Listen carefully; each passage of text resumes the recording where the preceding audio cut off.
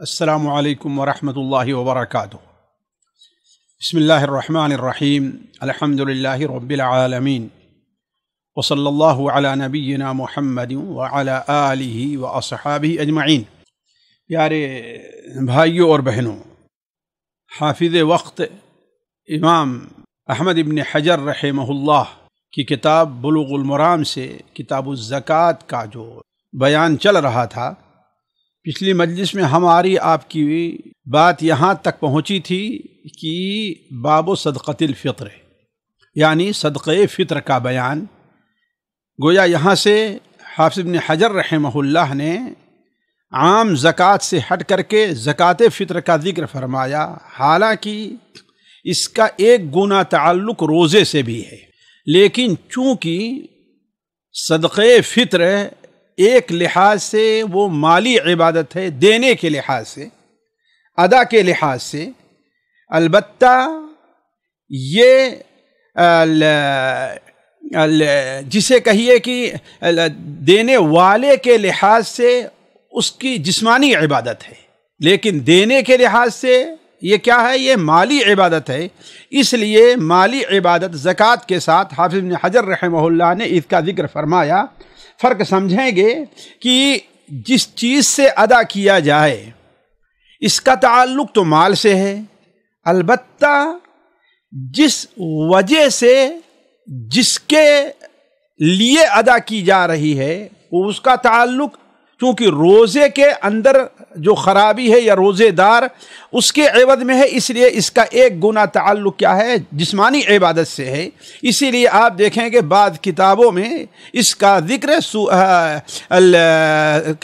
کتاب الصیام یعنی روزے کے بیان کے بعد آتا ہے، روزے کے بیان کے بعد آتا ہے، لیکن حافظ ابن حجر رحمہ اللہ نے، اور جیسا کہ عام طور پر محدثین کا یہی معمول رہا ہے کہ صدقہ فطر کا ذکر زکوٰۃ کے ساتھ کرتے ہیں، تو باب صدقۃ الفطر، صدقہ فطر کا بیان۔ صدقہ فطر، الفطر کے معنی ہم اور آپ جانتے ہیں کہ کیا ہے۔ یہ معنی ہوتا ہے افطار کرنا، روزہ گویا کی پورا کر دینا، اسی لیے رمضان کے بعد جو عید ہے اسے عید الفطر بھی کہتے ہیں۔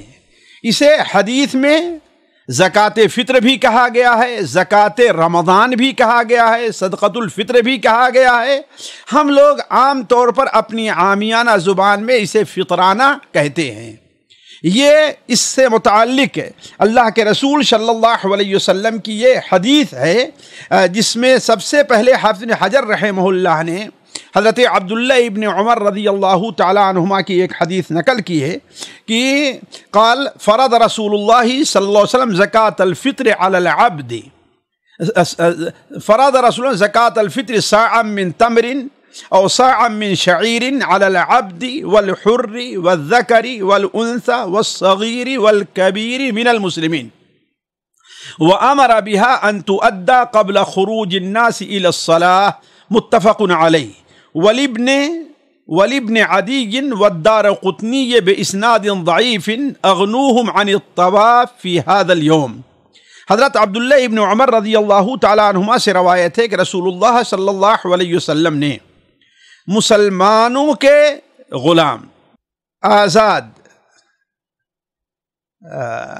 اگر یہ ترجمہ کیا جائے کہ مسلمانوں میں غلام آزاد، مرد، عورت، بچے، بوڑھے، علا کل حال جو ترجمہ ہے مسلمانوں کے غلام آزاد، مرد، عورت، بچے، بوڑھے، سب پر صدقہ فطر واجب کیا ہے۔ گویا یہاں ذکر ہے کہ رسول اللہ صلی اللہ علیہ وسلم نے واجب کیا ہے، تو مسلمانوں کے غلام یعنی مراد ہے کہ مسلمانوں میں سے، یہی نہیں کہ مسلمانوں کے غلام اور مسلمانوں کے آزاد، نہیں، مسلمانوں میں سے جو خواہ غلام ہیں، خواہ آزاد ہیں، خواہ مرد ہیں، خواہ عورت ہیں، خواہ بچے ہیں، خواہ بوڑھے ہیں، سب پر صدقہ فطر واجب کیا ہے۔ اور اس کے بعد بیان فرمایا ایک سا جس کا ترجمہ ٹوپا کیا ہے، ایک سا کھجوروں سے یا ایک سا جو سے، اور اس کے متعلق حکم دیا کہ یہ فطرانہ نماز کے لیے، نماز یعنی نماز عید کے لیے، یہ فطرانہ نماز کے لیے یعنی نماز عید کے لیے نکلنے سے پہلے ادا کیا جائے، نکلنے سے پہلے، گویا یہ صدقے فطر کے نکالنے کا وقت بھی بتایا۔ اس حدیث میں کئی چیزیں بتائیں۔ اولاً تو ابھی جیسا کہ فائدے میں آئے گا کہ یہ زکوٰۃ فطر فرض ہے، دوسرے یہ کہ اس کی مقدار کیا ہے، تیسرے یہ کہ اسے نکالا کب جائے گا، اور چوتھے جو حافظ ابن حجر نے امام ابن عدی اور دارقطنی کی کتاب سے روایت نقل کیا ہے، اس میں یہ بھی بتایا گیا کہ زکوٰۃ فطر کی حکمت کیا ہے، اس کا فائدہ کیا ہے۔ تو اس حدیث کے اوپر غور کریں تو یہ اپنے معنی میں بہت زیادہ مفہوم اور معنی رکھنے والی حدیث ہے، بڑی جامع حدیث ہے کہ مسلمانوں کے غلام، آزاد، مرد، عورت، بوڑھے، بچے پر صدقے فطر واجب ہے، ایک چیز۔ دوسری چیز صدقے فطر کی مقدار کیا ہے، وہ 1 صاع کھجور ہے۔ تیسری چیز کیا ہے، وہ کس چیز سے دی جائے گی، جو سے اور کھجور سے۔ اور چوتھی چیز یہ ہے کہ یہ کب ادا کی جائے گی، یعنی نماز کے لیے نکلنے سے پہلے۔ اور پانچویں چیز حدیث کے اندر یہ بیان کی گئی ہے کہ اس زکوٰۃ کے نکالنے کا مقصد کیا ہے۔ اب اس حدیث کی ایک مختصر تفسیر کے بعد، تشریح کے بعد ہم آتے ہیں کہ دیکھیں ہمیں اور آپ کو اس حدیث سے لغوی اور لغوی نہیں بلکہ شرعی فائدے کیا ہے، فقہی فائدے ہم کو کیا ملتے ہیں۔ دیکھیے پہلی چیز تو یہ ہے کہ دیکھیے یہ زکوٰۃ فطر جس کا بیان چل رہا ہے یہ عام زکوٰۃ سے تھوڑی سی مختلف ہے، عام زکوٰۃ سے تھوڑی سی مختلف ہے۔ وہ کس ناحیے سے؟ اس لیے کہ جو زکوٰۃ فطر ہے یہ انسان کے جسم کا حق ہے، انسان کے مال کا حق نہیں ہے، یہ فرق سمجھیں گے۔ عام جو زکوٰۃ ہے وہ کس کا حق ہے؟ وہ مال کا حق ہے۔ اسی لیے اگر کوئی شخص غیر مکلف بھی ہے تو اسے اپنے مال سے زکوٰۃ ادا کرنے کا حکم ہے۔ یہ ہے کہ ادا کون کرے گا؟ جو اس کا ذمہ دار ہے۔ لیکن اگر کوئی شخص صدقے فطر میں مکلف نہیں ہے تو وہ اپنی زکوٰۃ نکالنے کا مکلف نہیں ہے۔ یعنی مثال تو بچہ ہے، یہ نہیں کہ اس سے اپنی زکوٰۃ نکالے، اس کی زکوٰۃ کون نکالے گا؟ اس کا ولی نکالے گا، جیسا کہ سنن صحیح ابن خزیمہ وغیرہ میں حضرت عبداللہ ابن عمر کی روایت ہے کہ ممن تمونون، یعنی جن کی کفالت تم کرتے ہو ان کی طرف سے نکالو۔ گویا یہ فرق ہوا عام زکوٰۃ میں اور زکوٰۃ فطر میں۔ ایک یتیم کا مال ہے، ایک نابالغ بچہ ہے، اس کا مال ہے تو اس کے مال سے زکوٰۃ ہے، لیکن یہاں پر اس کے مال سے نہیں بلکہ کس کے مال سے زکوٰۃ ہے؟ جو اس کا ولی اور ذمہ دار ہے اس سے زکوٰۃ ہے۔ یہ دونوں میں فرق ہے، ابھی جیسے کہ ہم نے کہا علمی طور پر جو ذوق رکھتے ہیں وہ یہ سمجھیں کہ زکوٰۃ فطر صدقے عام زکوٰۃ سے دو ناحیے سے مختلف ہے۔ اس ناحیے سے تو یہ کہ صدقے فطر جو ہے جس چیز سے ادا کیا جائے اس کا تعلق جو ہے کس چیز سے ہے؟ وہ مال سے ہے، البتہ جس کے عوض، جس وجہ سے، جس حکمت سے ادا کیا جا رہا ہے وہ کا تعلق جسم سے ہے، جبکہ مال کی زکوٰۃ کا تعلق حکمت جو ہے وہ بھی مال ہی سے ہے۔ زکوٰۃ جو ادا کی جاتی وہ مال کی تطہیر کے لیے اور زکوٰۃ فطر جو ادا کیا جا رہا ہے وہ جسمانی تطہیر کے لیے۔ یہ دیکھیے فرق ہے۔ دوسری چیز یہ ہے کہ زکوٰۃ جو ہے وہ عام زکوٰۃ خالص مالی حق ہے، خالص مالی حق ہے، اور یہ جو ہے یہ جسمانی حق ہے، مالی حق نہیں ہے۔ دوسری چیز اس سلسلے میں یہ ذہن میں رکھنا چاہیے کہ اہل علم کہتے ہیں کہ زکوٰۃ فطر یہ اسی سال فرض ہوئی ہے، صدقے فطر اسی سال فرض کیا گیا ہے جس سال رمضان کا روزہ فرض کیا گیا۔ رمضان المبارک کا روزہ یعنی 2 ہجری میں جب فرض کیا گیا تو اسی سال اللہ کے رسول صلی اللہ علیہ وسلم نے صدقے فطر کو بھی اللہ کے رسول صلی اللہ علیہ وسلم نے واجب کیا ہے۔ اب چلتے ہیں جو ہم نے کہا کہ علمی یا فقہی فوائد۔ سب سے پہلی چیز زکوٰۃ فطر کی فرضیت اور وجوب۔ شرعاً یہ بات سمجھیں کہ فرض میں اور واجب میں کوئی فرق نہیں ہے۔ البتہ فقہا کی اصطلاح، فقہی کتابوں کی اصطلاح، بعض فقہی مسائل کی اصطلاح ہمیں اور آپ کو سمجھانے کے لیے وہ تھوڑا سا فرق کیا گیا ہے۔ جیسے احناف کی یہاں نماز، روزے، حج وغیرہ ہر ایک میں فرض اور واجب ہے، جبکہ دوسرے علماء کے نزدیک جیسے حنابلہ ہیں ان کے یہاں نماز میں فرض اور واجب الگ الگ نہیں ہیں، البتہ حج کے اندر ان کے ہاں فرض اور واجب ہے۔ تو علی کل حال ہم اور آپ یہ سمجھیں کہ شرعی طور پر قرآن اور حدیث کے طور پر فرض اور واجب دونوں ایک معنی میں استعمال ہوتے ہیں، البتہ فقہا جو ہے اس کے اندر کچھ فرق کرتے ہیں۔ تو زکوٰۃ فرض اور واجب ہے، کیوں؟ اس لیے کہ اسی حدیث میں آپ نے کہا کہ فرض رسول اللہ صلی اللہ علیہ وسلم، اللہ کے رسول نے فرض اور واجب کیا ہے۔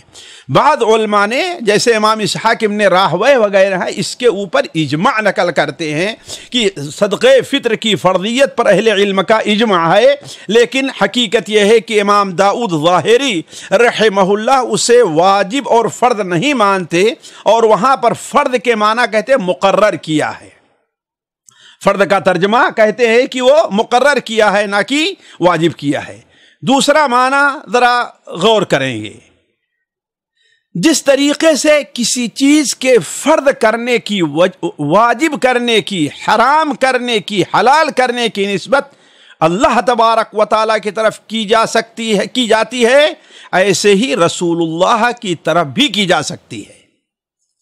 ذرا غور کریں، جس طریقے سے کسی چیز کے فرض ہونے، کسی چیز کے حرام ہونے، کسی چیز کے واجب ہونے، کسی چیز کے مکروہ ہونے، اس کی نسبت اللہ کی طرف کی جاتی ہے کہ اللہ تعالیٰ نے واجب کیا ہے، اللہ نے یہ چیز کو حرام کیا ہے، ایسے ہی اس کی نسبت اللہ کے رسول کی طرف بھی کی جاتی ہے صلی اللہ علیہ وسلم۔ یہ الگ مسئلہ ہے کہ نبی کریم صلی اللہ علیہ وسلم اللہ تبارک و تعالیٰ کی اجازت کے بغیر کوئی کام نہیں کرتے، لیکن یہ ہے کہ ہم یہ بات اس لیے کہہ رہے ہیں کہ ہمارے یہاں بہت سے لوگ اطیع اللہ اور اطیع الرسول میں فرق کرنا چاہتے ہیں، قرآن اور حدیث میں فرق کرنا چاہتے ہیں، قرآن کی حجیت کو اور حدیث کی حجیت دونوں کی حجیت میں فرق کرنا چاہتے ہیں۔ یہ بات قطعاً غلط ہے۔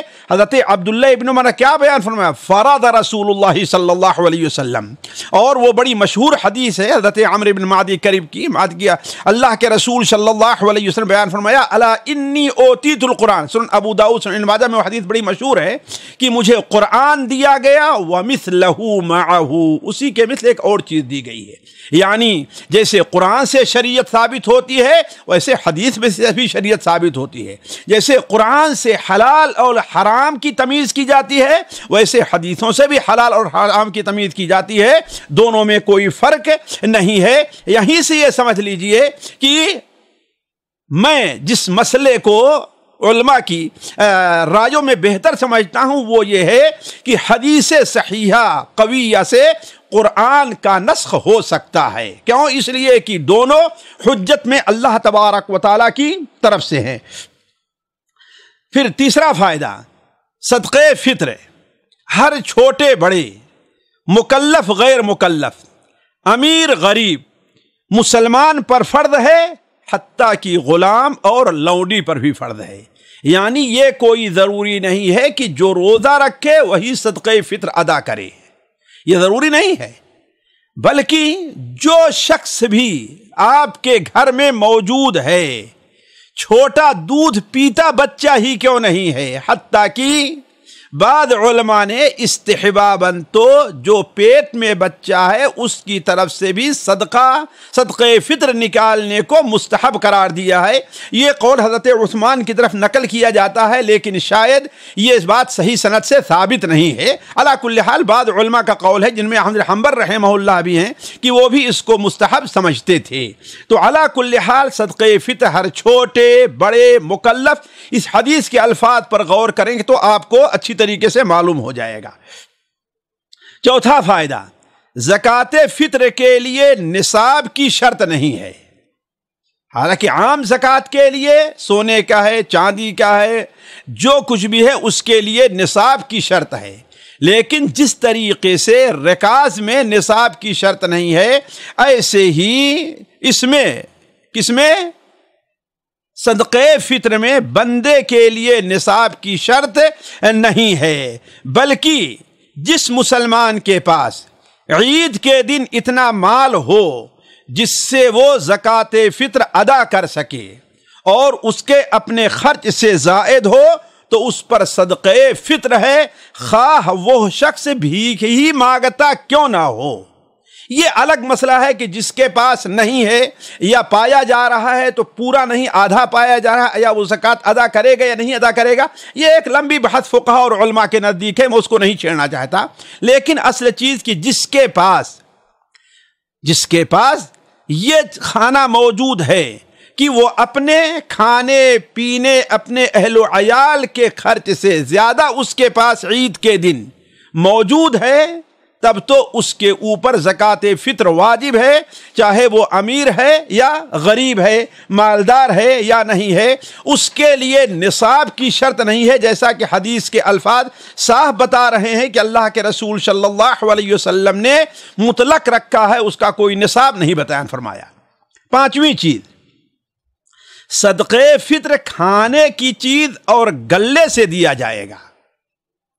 صدقے فطر کھانے اور گلے سے، نہ یہ کی قیمت سے، اس لیے کہ آپ حدیث کے الفاظ کے اوپر غور کریں۔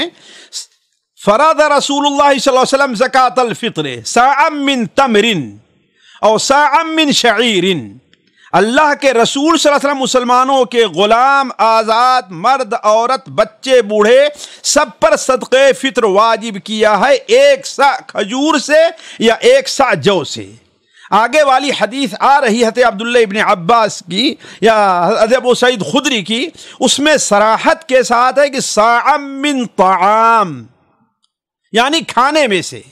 اسی طریقے سے حضرت عبداللہ ابن عباس رضی اللہ عنہ کی حدیث صحیح ابن خزیمہ وغیرہ میں مروی ہے کہ وہ بیان کرتے ہیں کہ امرنا رسول اللہ صلی اللہ علیہ وسلم، اللہ کے رسول نے ہمیں حکم دیا ہے کہ ہم کیا صاع من شعیر او صاع من تمر، صاع من شعیر، ہم ایک شعیر سے یا کھانے سے زکوٰۃ فطر ادا کریں۔ تو معلوم یہ ہوا کہ زکوٰۃ فطر کس چیز سے ہے؟ کھانے اور گلے کی چیز سے ہے، نہ کہ قیمت سے ہے، لہذا قیمت کا دینا جائز نہ ہوگا، قیمت کا دینا جائز نہ ہوگا۔ یہ ایک لمبی بحث ہے کہ بعض علماء اس طرف گئے ہیں کہ ہاں بھائی قیمت بھی دی جا سکتی ہے، لیکن اگر آپ دو باتوں پر غور کر لیں تو شاید آپ کو اس پر شرح صدر ہو جائے کہ صدقے فطر ادا کرنا متعین ہے کس چیز سے؟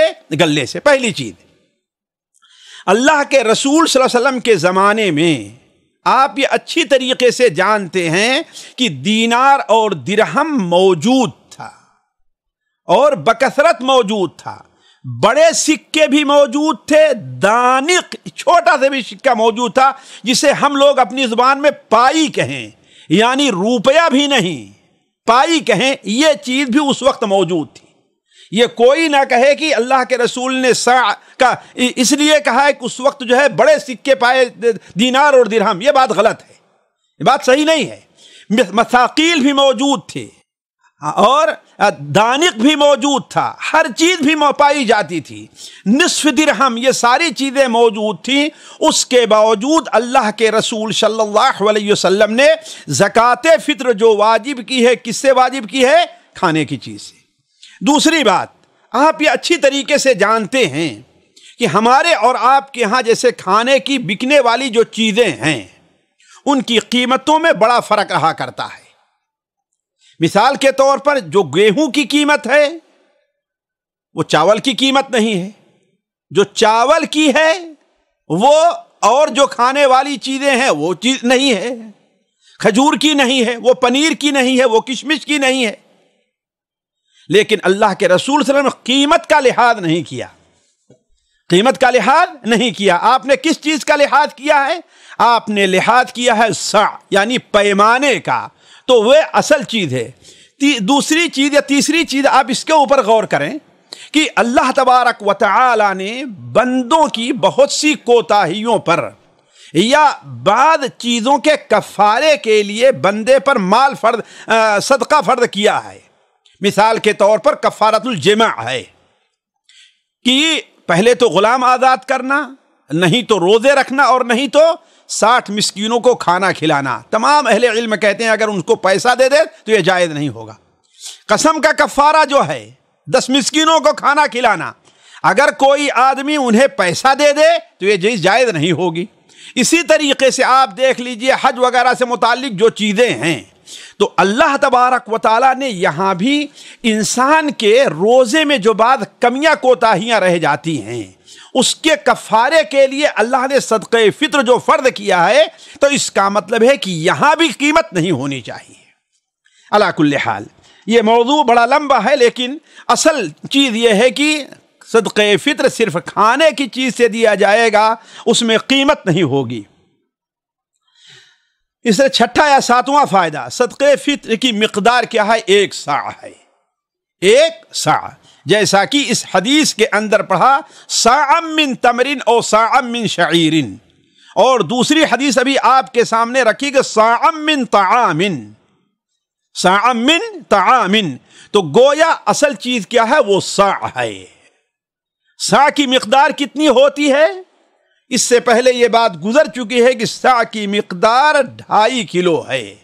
لہذا اصل چیز یہ ہے کہ ہر وہ چیز جو کھانے کی ہے ان میں سے 1 صاع دیا جائے گا. آدھا صاع سے متعلق جتنی حدیثیں آئی ہیں کوئی حدیث بھی صحت کو نہیں پہنچتی ہے، جیسا کہ اگلی حدیث میں اس کی تھوڑی سی وضاحت ہوگی. 7واں و 8واں فائدہ، زکوٰۃ فطر کا وجوب. زکوٰۃ فطر کا وجوب کا وقت کیا ہے؟ دیکھیے، اس کا ایک وجوب کا وقت ہے اور ایک وقت ادائیگی کا ہے. زکوٰۃ فطر یعنی واجب کب ہوتی ہے اور زکوٰۃ فطر کا ادا کرنا کب واجب ہوگا، یہ 2 چیزیں ہیں. فرق سمجھیں، جو پڑھے لکھے لوگ ہیں اہل علم سمجھ رہے ہیں. زکوٰۃ فطر ہمارے اوپر واجب کب ہو رہی ہے اس کا ذرا فرق سمجھیں. ہم یہ اور زکوٰۃ فطر ہمیں دینا کب ہے، دینا واجب کب ہے ہمارے اوپر، یہ دونوں 2 چیزیں ہیں. تو اس حدیث کے اندر اللہ کے رسول صلی اللہ علیہ وسلم کی حدیث سے دونوں چیزیں معلوم ہوتی ہیں کہ زکوٰۃ فطر کے وجوب کا ایک وقت ہے اور ایک وقت ادائیگی کا ہے. وجوب کا وقت کب ہے؟ کب زکوٰۃ فطر واجب ہو جائے گی؟ کب واجب ہو جائے گی؟ فطر جب ہوگا تو، یعنی جب رمضان سے فطر میں ہم داخل ہو گئے. رمضان کا روزہ جب افطار کرنے کا، پورے مہینے کا روزہ افطار کرنے کا وقت آ گیا، یہ کب ہوگا؟ آپ جانتے ہیں جب کہ 29 رمضان کو یا 30 رمضان کو چاند دکھ جائے گا تو یہ چیز صدقہ فطر واجب ہے. ذرا آپ غور کریں، میں مثال دیتا ہوں شاید سمجھ میں آئے آپ کے. بعض لوگوں پر شاید مشکل پڑ رہی ہو یہ چیز. وجوب کا وقت کیا ہے؟ یعنی جب شوال کا چاند دکھ جائے اور معلوم ہو جائے کہ اب رمضان گزر گیا، اب کیا ہے؟ فطر کا مہینہ آ گیا ہے، عید الفطر کا مہینہ اب شروع ہو گیا ہے. تو جیسے ہوگا ویسے زکوٰۃ فطر واجب ہے. مثال کے طور پر ایک شخص ہے، وہ چھٹیوں کو غنیمت سمجھتے ہوئے رمضان کے بعد عید کی وہ یہ سمجھتا ہے کہ چلو ہم آج شادی کر لیتے ہیں تاکہ ہماری 2 عید ہو جائے. ایک عید ہماری شادی کی ہے اور دوسری عید کیا ہے؟ ہم یہ منا رہے ہیں. اس لیے وہ شخص شعبان کی 29 تاریخ کو شادی کرتا ہے، سورج ڈوبنے سے پہلے. اب اس کی بیوی اس کے عقد میں آ گئی، لہذا اب اسے اس کی زکوٰۃ فطر ادا کرنی ہوگی. لیکن اگر وہی عقد نکاح کب کر رہا ہے؟ وہ چاند دکھنے کے بعد کر رہا ہے رات میں، تو گویا اب جو ہے اس کے اوپر اس کی بیوی کی زکوٰۃ فطر واجب نہیں ہے. اور واضح مثال لیجیے، ایک شخص ہے، آپ کا بچہ ہے، اللہ تعالیٰ کسی کے اوپر یہ مصیبت نہ لائے اور کسی کے عید کو وہ ماتم کا دن نہ منائے.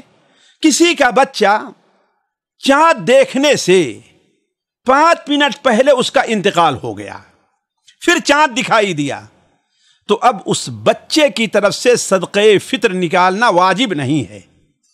کیوں؟ اس لیے کہ وقت وجوب جو تھا وہ نہیں پایا وہ.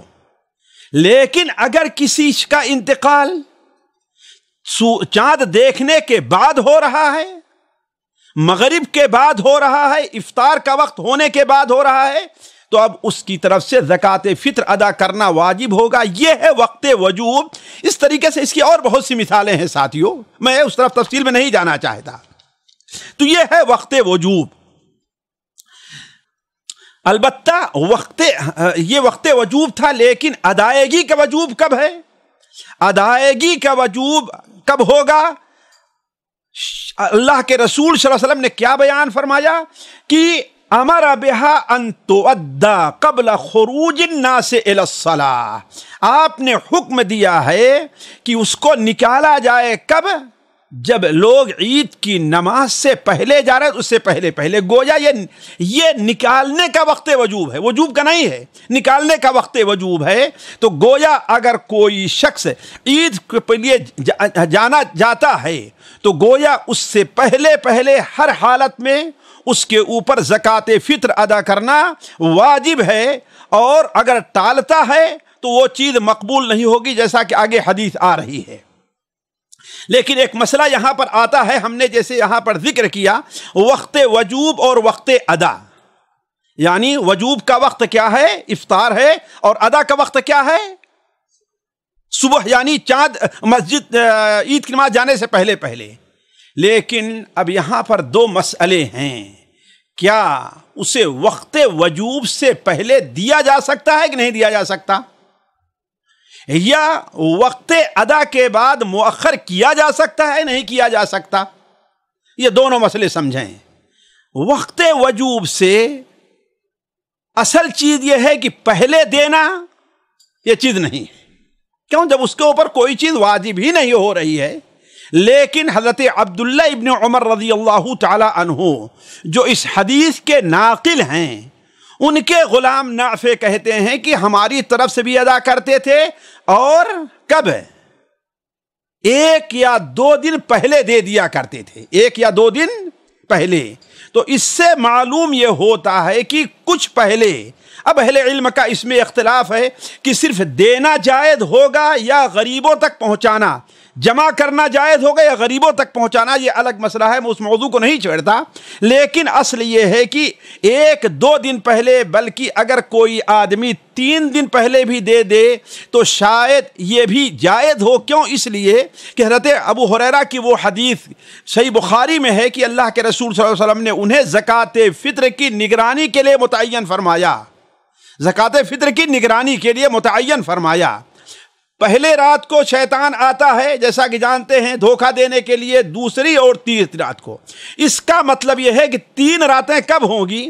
29 کی، 30 کی، 29 کی اور 27 کی. گویا کہ کون دن ہوگا؟ 29 کی نہیں، 30 کی. اس لیے 29 تو نہیں داخل ہوگا نا. 30 کی رات یعنی 29 کے دن، اور 28 ہے کہ نہیں ہے؟ 29 کی یعنی 28ویں رمضان کو، اور 28 یعنی 27ویں رمضان کو. 30 29 اور یہ 3 دن ہوگا نا. اس لیے کہ زکوٰۃ فطر سمجھے کہ 30ویں جو رات ہوتی ہے مہینہ کی، اس کے بعد صبح دی جائے گی، اس کے بعد صبح دی جائے گی. یہ اس کا وقت ادا ہے. وقت وجوب تو اس کی ابتدا ہے 30ویں رات کی. گویا اس سے پہلے 3 راتیں بچی کہ نہیں بچی؟ کون؟ 29 کی اور 28 کی اور 27 کی. تو اگر 27 کے دن بھی دیا جائے تو گویا 27 28 29 3 دن پہلے دیا جا رہا ہے. تو اس حدیث سے یہ استدلال کیا جا سکتا ہے، جبکہ اس حدیث سے استدلال میں تھوڑا محل نظر ہے. لیکن یہ ہے کہ اگر انسان 1 دن 2 دن 3 دن پہلے دے دے تو انشاءاللہ جائز ہے. البتہ مہینہ پہلے، بلکہ بعض فقہی روایات تو ہیں فقہ کی، وہ 2 سال پہلے بھی دے سکتا ہے.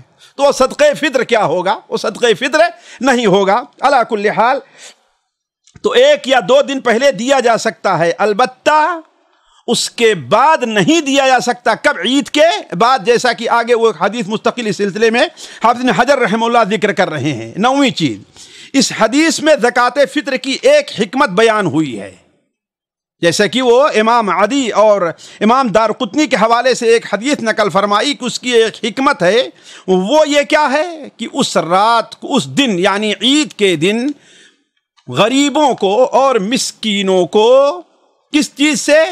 سوال سے، وہ بھی تمہاری عید میں شریک ہو جائیں، وہ بھی تمہارے عید میں شریک ہو جائیں، اس لیے انہیں صدقہ اور خیرات ادا کرو۔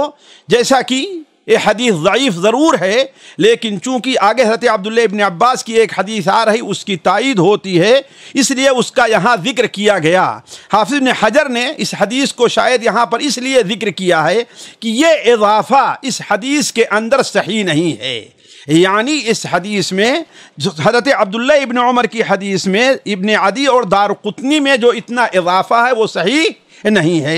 امام ابن عدی، ان کا نام آپ کے سامنے پہلی بار آیا ہوگا، یہ ابو احمد عبداللہ ابن عدی ہیں، یہ امام جرح و تعدیل کے ائمہ میں ہیں، بلکہ ضعفاء پر اپنے زمانے میں جب انہوں نے کتاب لکھی الکامل فی الضعفاء تو اتنی مفصل کوئی کتاب لکھی نہیں گئی تھی۔ بعد میں اگر کتابوں کو لیں تو ہو سکتا ہے، لیکن اس سے پہلے لکھی نہیں گئی تھی۔ ان کی کتاب الکامل فی الضعفاء یہ 3 صدی کے آخر اور 4 صدی میں یہ اس دنیا کے اندر رہے ہیں۔ اللہ تعالیٰ نے بڑی لمبی عمر دی تھی، تقریباً 100 سال کی عمر، ہمارے خاص 375 میں ان کا انتقال ہوا ہے امام ابن عدی کا۔ چونکہ عام طور پر لوگ ان کا نام نہیں سنتے، اس لیے ہم نے ان کے بارے میں تھوڑا سا بیان کر دینا مناسب سمجھا۔ تو اس حدیث کو ضعیف اس لیے قرار دیا ہے، اس حدیث کے راوی حضرت عبداللہ ابن عمر سے وہاں پر کیا نافع سے ابو جعفر نجیح السندھی ہیں، اور علماء کے نزدیک وہ ضعیف ہیں، قابل اعتماد نہیں ہیں۔ سامعین کرام، ہمارے علمی اور عوامی دروس اور سوال و جواب کی مجلسوں سے آپ خود بھی مستفید ہوں اور اپنے دوست و احباب کے ساتھ بھی شیئر کریں۔ عین ممکن ہے کہ آپ کے شیئر سے کسی کی اصلاح اور آپ کے لیے صدقہ جاریہ بن جائے۔ واٹس ایپ پر اسلامک میسج حاصل کرنے کے لیے نمبر نوٹ فرمائیں: یعقوب عزیز 00966 5089 59707۔ واٹس ایپ سوال و جواب گروپ میں ایڈ ہونے کے لیے نمبر نوٹ فرمائیں: عبدالسلام عمری 00966 502627 622۔ نمبر بھیجتے ہوئے نام اور پتہ ضرور لکھیں۔ اسی طرح ہمارے یوٹیوب چینل اسلامی دعویٰ کو ضرور سبسکرائب کریں تاکہ ہماری ہر نئی اور اہم ویڈیو کی اطلاع آپ کو فوری حاصل ہو جائے۔ تمام دروس، مقالات اور سوال و جواب سیریز کے لیے ہماری مشہور ویب سائٹ www.islamidawah.com کا مشاہدہ کرتے رہیں۔ السلام علیکم ورحمۃ اللہ وبرکاتہ۔